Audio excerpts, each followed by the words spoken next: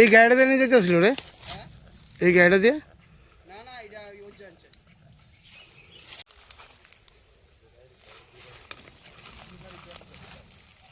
তোমার লগে আমি ঘুরতে ঘুরতে কথা বলা পারা পাবো মতে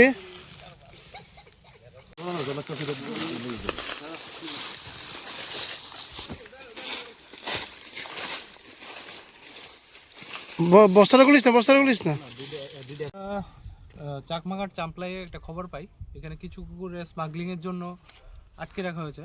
আমাদের লোকালস থেকে কিছু খবর যায়, তো সাথে সাথে আমাদের টিম ছুটে আসে এবং এখানে এসে আমরা দেখতে পারি বস্তার মধ্যে কিছু স্ট্রিট ডগকে মুখ বেঁধে বস্তার মধ্যে খুব বাজেভাবে আটকে রাখা হয়েছে।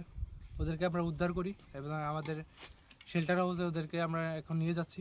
আর আমাদের তরফ থেকে একটা এফআইআর আমরা করব। বাকিটা যে আইনের বিষয় আছে ওইটা স্যার তারা দেখবেন।